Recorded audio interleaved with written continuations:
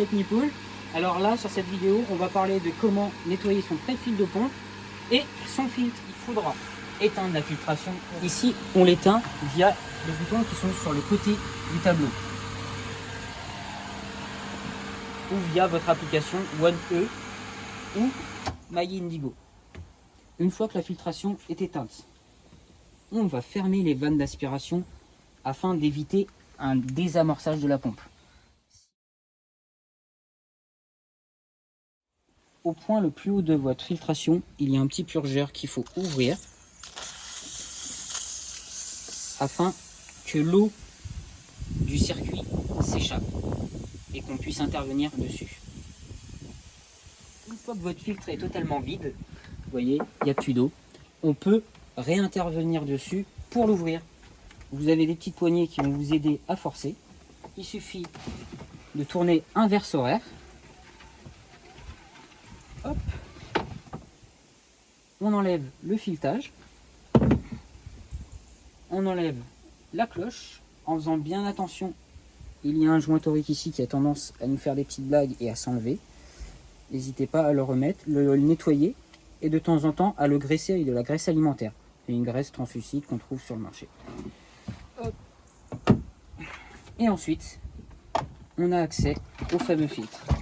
Ce filtre, on va faire un nettoyage tous les mois ou à chaque gros nettoyage. Ensuite, on le remet, le nettoyage toujours au jet d'eau.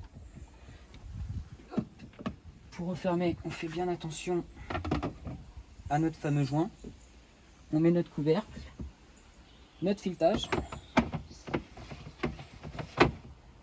qu'on tourne à l'inverse pour faire rentrer le filetage. Et une fois que le filetage est rentré, on resserre, sens horaire, généreusement, mais sans trop forcer. Et voilà. Du coup, après avoir nettoyé notre filtre, on va s'attaquer au nettoyage du pré-filtre. Alors, comme vous pouvez voir, il est rempli d'eau. Afin de ne pas mettre de l'eau partout, on peut s'autoriser l'ouverture d'une des vannes, très brève, afin de descendre un peu le niveau de cette eau. Vous allez voir, ça va faire un petit appel d'air, hop, et on referme quand on est arrivé en dessous du niveau du bouchon. Ça évite d'en mettre partout. Alors, si comme ici, ça force un peu, il y a une clé qui vous a été fournie par le fournisseur. Hop. La clé à utiliser uniquement pour desserrer, jamais pour le serrage. Hop. Et là, on retrouve notre panier. Ce panier-là, quand il est sale, n'hésitez pas à le passer au jet ou à l'évier, mais surtout pas de lave-vaisselle. Vous l'avez nettoyé, vous faites bien attention à ce que le joint soit propre et en bon état. Pareil, n'hésitez pas, un peu de graisse alimentaire de temps en temps comme pour le filtre. Dernière précision pour le panier de pré-filtre.